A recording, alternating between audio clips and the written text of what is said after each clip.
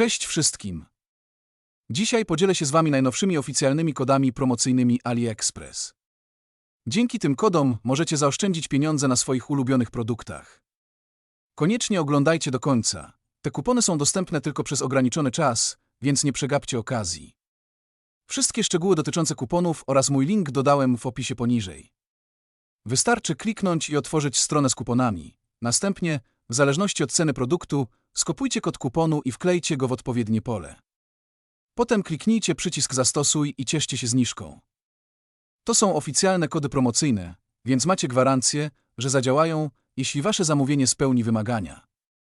Takie jak minimalna wartość zakupu. To wszystko na dzisiaj. Jeśli uznaliście ten film za pomocny, nie zapomnijcie kliknąć przycisku Lubię to i zasubskrybować kanału, aby otrzymywać więcej okazji, zniżek i recenzji produktów. Dzięki za oglądanie i udanych zakupów na AliExpress.